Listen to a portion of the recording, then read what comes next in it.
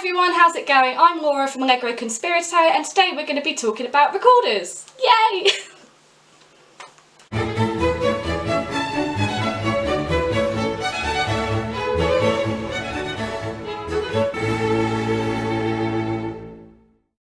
So one of the main questions I get asked quite a lot by even people who don't play recorder or anything is, what wood should I choose when I'm looking for a wooden recorder?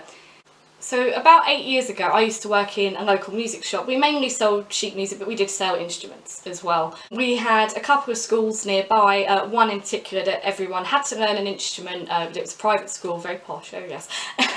Anyway, a few schools nearby where music was a very integral part of the curriculum. And recorder was a thing. Well, that's how I started playing. By the way, I went to one of these schools. I've lived in the same area for my whole life. I'm 27 now, and I have moved out of this city, but I have been around here because I've never gone anywhere like massively. So it's apart from a student exchange thing for a year when I was 18, but that doesn't count. Anyway, so the amount of people we'd get coming in saying, oh, my son or daughter who is like 7 is going to play the recorder. I really want to get a wooden one, and it's like, well, you can if you want, but are they really like gonna carry on with it? There's like no point, because a lot of the plastic and resin ones now, especially Yamaha and Almos and Dolmesh as well to an extent, but I've always been Yamaha myself, but it is very much personal preference. But all three of them are absolutely fantastic brands. I still have my Yamaha plastic one, bear with me. So this is my Yamaha plastic one. This is what I took my grade 8 on, and I have the Descant to match. So it just goes to show that some of the plastic recorders are still absolutely amazing. So to me, there's really no point in starting to look at wooden recorders until you're around intermediate standard. So you do get to the point, like me, I went to university to study music and recorder was my first study or my main instrument. And I was like, okay, I've got to start taking this seriously now. I need to start looking into getting a wooden recorder. So you do get some wooden ones like Mollenhauer and Merck are good makes as well. They're sort of factory produced ones and are slightly at the lower end of cost for wooden recorders. And going up to Prescott and Von Hune, which are handmade. Mr. Prescott comes from the States and Von Hune is a German company, I believe. Please correct me if I'm wrong. I should have researched this again before I started recording.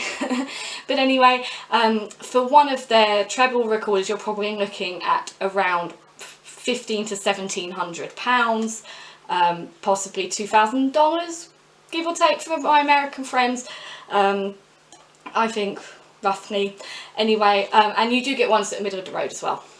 So my advice to you, there is a wonderful shop in London, or they do have a branch in somewhere in Yorkshire as well, but the London store is the flagship one. I'm quite lucky that I'm literally about 2 hours by train from London. I went there, especially when I started my music degree, when the student loan came through, to go and buy my instrument. So I mainly prefer playing treble or alto, so that's what I spent the most of my money on, although I do have a maple Mollenhauer Descant.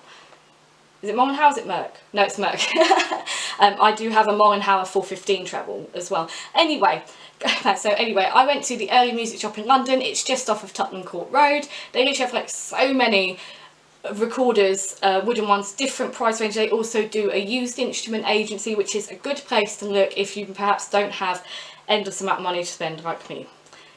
I was happy to go up to around £900 to £1,000. That was just my budget, and that would see me through university and my masters and going forward. It was basically for a lifetime. Anyway, I had my heart set on boxwood.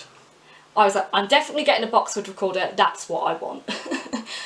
So there's so many different woods now that are different, and they all have different qualities, is the thing. So if you are looking for a recorder for solo playing, as a soloist, that's what solo playing means, Laura.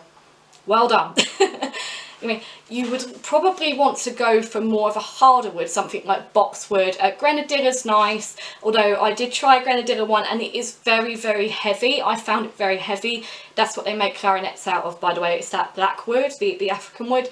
Anyway, and I was just saying like, So I was playing and I was like, can I really imagine playing the whole of Brandenburg 4 standing there holding this recorder, which is about 45 minutes long? And I was like, nah. So rosewood is another nice one as well. Olive wood, I tried a couple of olive wood ones, they were different and nice as well. Anyway, if you're going for something for more ensemble, playing like my low pitch Baroque pitch 415 treble is in maple, which is a slightly softwood. Pearwood is probably one of the best ones to go for. That's a softwood because it's just not quite so shrill as such. So in the end, I must have tried about 15 to 18 different recorders, and I kept going back to this one. So this is the Takayama in cherrywood. I didn't even know cherrywood was a thing. It's a Japanese make, which is not surprising. I kind of edged towards it because I love everything Japanese. Huge fan of anime. The food, the food and the clothes, and I'd love to dress Harajuku. I should totally do that.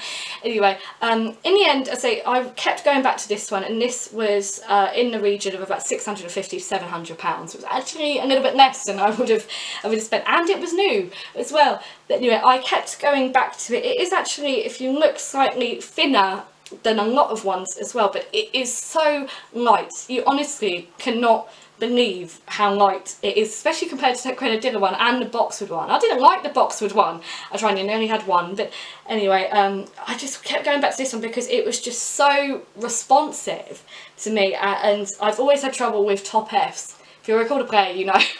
But this, it just comes out like every time. And it was definitely worth the investment for me. So the first question you need to ask yourself first is it worth me spending this amount of money on an instrument? Is not trying to put you off, obviously, because the difference in sound is absolutely standard compared to my plastic one. I can definitely get a lot more dynamic range on this one. The other thing you need to be prepared for as well is that wooden recorders take a lot more breath pressure and breath control to get through. So it took me a little while to get used to this.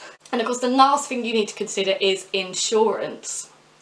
So I have all of my instruments insured with a certain company that deals with musical instrument insurance, and I am insured with my recorder. I've got one guitar on there and my keyboard, my digital piano on there as well. Not that they go anywhere, but I am insured throughout, worldwide, at home, and if I'm out playing a concert, if it gets stolen or I drop it or someone else drops it. Yeah. Anyway, that's it from me today. Thank you for watching, and I hope you found it informative. If you have any more questions, please just pop them down in the comments and I will answer as many as I can. I think I've pretty much covered everything. I'll probably do another video on this at some point. But anyway, take care, stay safe, bye!